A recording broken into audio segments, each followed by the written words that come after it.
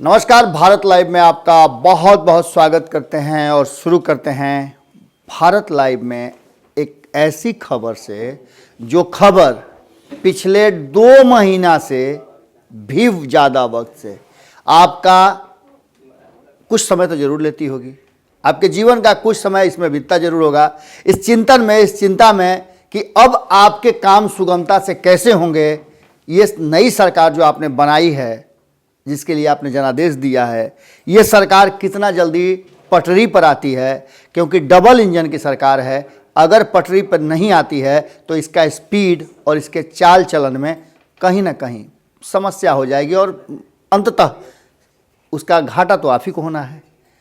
मंत्रिमंडल विस्तार एक ऐसा बीरबल का खिचड़ी हो गया है जिसके लिए सब कुछ, सारे व्यंजन तो डाल दिए गए हैं, पर खिचड़ी पकेगा कब। और बीरबल की खिचड़ी आपको पता ही होगा। ये कहानी मैंने कई बार बताया है और बीरबल की खिचड़ी कभी भी पक करके तैयार नहीं होने वाली थी, क्योंकि उस कहानी में भी बीरबल की खिचड़ी बनी नहीं थी, उसने संदेश दिया था। बिल्कुल वैसा ही संदेश आपको मिल रहा होगा। मंत्रिमंडल विस्तार कब होगा? तो मुख्यमंत्री जी कहते हैं, जिनका विशेषाधिकार है, जिनका अधिकार है मंत्रिमंडल विस्तार, वो कहते हैं कि मेरी तरफ से कोई समस्या नहीं है, प्रस्ताव उधर से नहीं आया। भारतीय जनता पार्टी भी इस मुद्दे पर बार बार ये कहती है कि हमारे तरफ से कोई समस्या नहीं है, बस जल्दी। और ये जल्दी पिछले 2 महीना से भी ज़्यादा वक्त से नहीं आया। और एक और चीज़ है कि जल्दी का काम शैतान का भी होता है, इसलिए भी इंतजार किया जा रहा होगा कि इस बार मंत्रिमंडल का जो गठन होगा, जो विस्तार में लोग चुने जाएंगे, वो लोग आपके घर आकर के आपके सारे समस्याओं का निदान कर देंगे। क्योंकि भारतीय जनता पार्टी तो कहती ही है कि सबका साथ और सबका विकास। और उसके बाद एक और बात है कि प्रधान सेवक ने तो साफ तौर पे कह दिया है, आत्मनिर्भर भारत। और बिहार में सरकार ने अपना लिया है आत्मनिर्भर बिहार। अब आप जब आत्मनिर्भर हो ही गए तो क्या मंत्रिमंडल के बारे में सोचना, क्या मंत्रिमंडल विस्तार के बारे में सोचना, क्या उससे हो जाना है। आत्मनिर्भर होइए ना, अपना काम अपने कीजिए। अगर आपको सड़कें नहीं आपके क्षेत्र में है ठीक, तो चंदा कीजिए, बनाइए। अगर आपके पास आय प्रमाण पत्र नहीं है, जाति प्रमाण पत्र नहीं है, तो फिर क्या जरूरत है इसकी, क्योंकि सरकारी नौकरी तो आपको मिलना नहीं है। आगे बढ़िए आप। उससे भी बड़ी बात है, रोजगार आपको करना है तो बैंक आपको लोन देगा नहीं। कारण कि आपने सुना ही होगा ना, कई राउंड की बैंकर्स की बैठक हुई और बैठक में ये बातें, गुस्सा भी दिखाया गया सरकार की तरफ से। लेकिन इन सब के पीछे का राज जो है वो ये है कि आखिर 5 साल तक ऐसे ही चलते रहना है। आप सुने नहीं हैं कि चलते रह राही चलता चल, बस आपका काम है सिर्फ चलना। आपने सरकार बना दिया, आपकी जिम्मेवारी खत्म। अब आप अपने काम में लग जाइए। हाँ, किसानी अगर कर रहे हैं तो धरना प्रदर्शन में जाना मना है। अगर आप छात्र हैं, पढ़ लिख करके आप नौकरी की तलाश कर रहे हैं, तो आपके लिए नौकरी मांगना और नौकरी मांगने के लिए धरना मना है। यदि आप इस बिहार में रहते हैं तो अगर आप पर किसी तरह का कोई अपराध हो जाता है, हमला हो जाता है, तो भैया केस करना मना है। क्योंकि पुलिस तो अपने हिसाब से, क्योंकि पुलिस व्यस्त है, शराबबंदी है ना, यहां शराबबंदी को पूरी तरह से लागू करने में पूरा अमला फैला लगा हुआ है। मंत्रिमंडल विस्तार क्या कीजिएगा सर? मंत्रिमंडल विस्तार से क्या आपको मिलना है? ये तो उन लोगों के लिए है ना जो लोग उस इंतजार में बैठे हुए हैं। सरकार चाहती है कि झूठ मूठ का काहे के लिए उन पर लाव लश्कर में खर्चा करना है, इसलिए चलने दीजिए।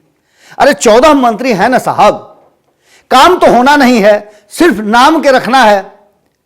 40 से ऊपर आपके मंत्रालय हैं, काम क्या होना है? जो हो रहे हैं आपको पता ही है ना।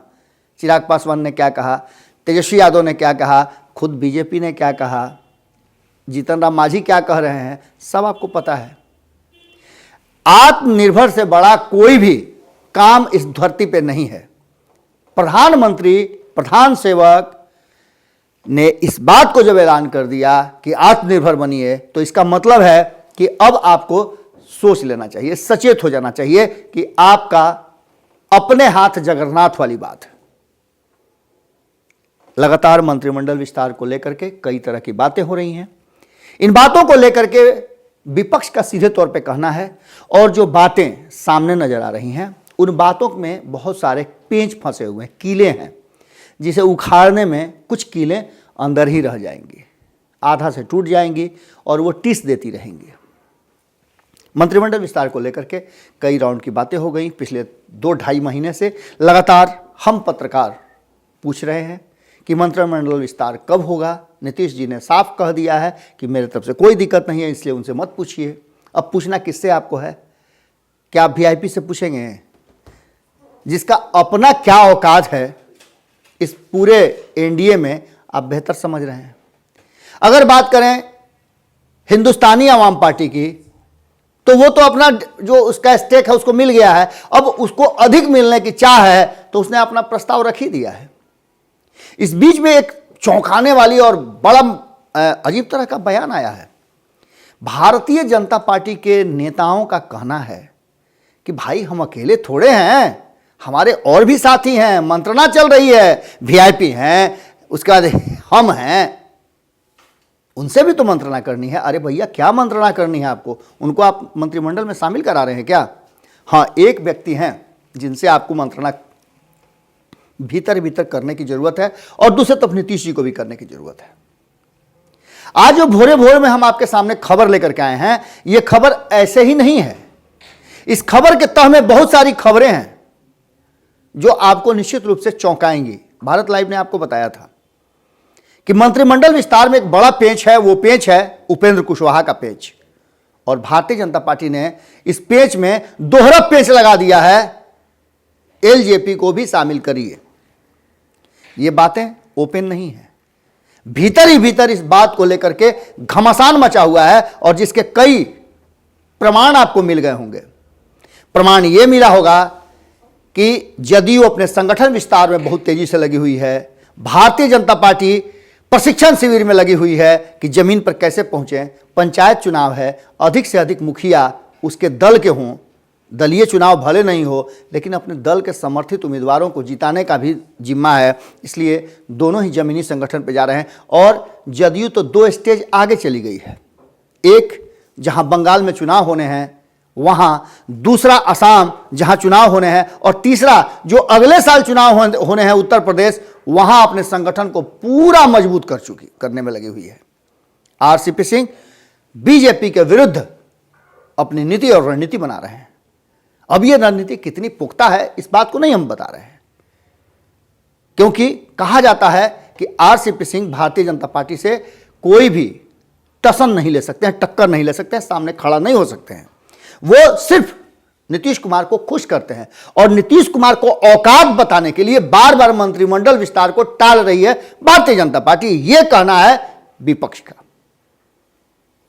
अब इस बात में कितनी सच्चाई है, और उपेंद्र कुशवाहा और चिराग पासवान, ये दोनों जो सामने खड़े हैं, चिराग पासवान ने भी साफ तौर पे कह दिया है कि नीतीश कुमार को अब नैतिकता के आधार पर त्यागपत्र दे देना चाहिए, क्योंकि बिहार उनसे नहीं संभल रहा है।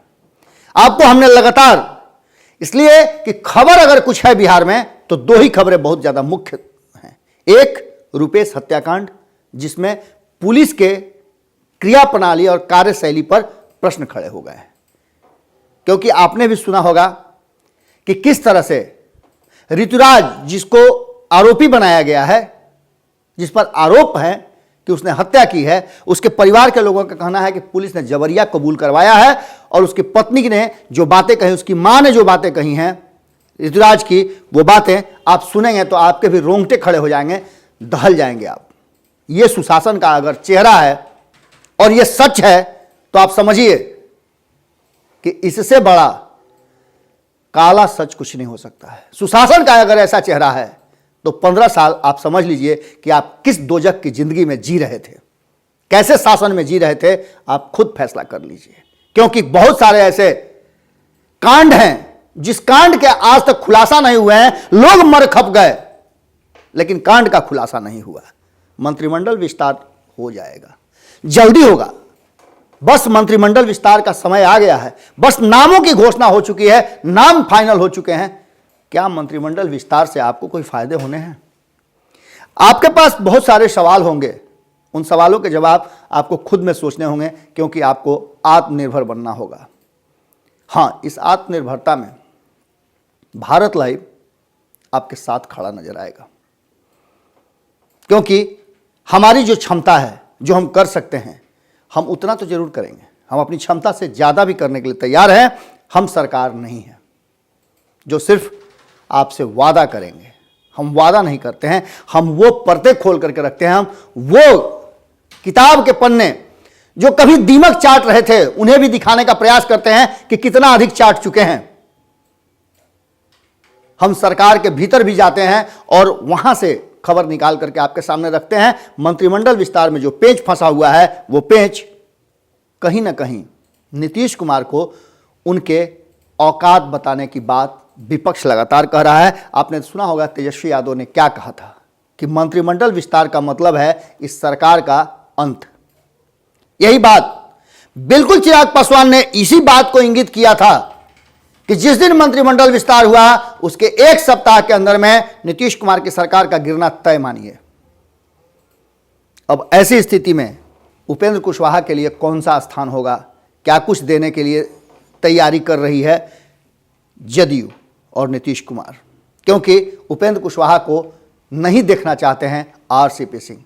कभी भी आरसीपी सिंह के साथ उनकी कोई बैठक नहीं हुई है, जबकि अध्यक्ष वही हैं और उन्हीं को यह फैसला लेना है कि जदयू के साथ किसका तालमेल होगा, कौन आएगा कौन नहीं आएगा। बात करें अगर एनडीए की, तो एनडीए को अगर लेना होता उपेंद्र कुशवाहा को तो पहले ही ले चुकी होती, क्योंकि कहीं ना कहीं वीआईपी से ज़्यादा फ्रूटफुल थे उपेंद्र कुशवाहा। उनके साथ संबंध भी पुराना रहा था और उन्हें जो 2014 में सीटें मिली थी उसे जीता भी था। इतना ही नहीं, अब चिराग पासवान भी जितना एग्रेसिव होकर के फैसले ले रहे हैं, आपने देखा किस तरह से कल उन्होंने बहुत ही कड़े शब्दों में नीतीश कुमार की निंदा की और कहा कि नीतीश कुमार अब उस लायक नहीं रह गए हैं कि वो बिहार के मुख्यमंत्री रहें। इन सब बातों को लेकर के असमंजस की स्थिति अभी भी बरकरार है।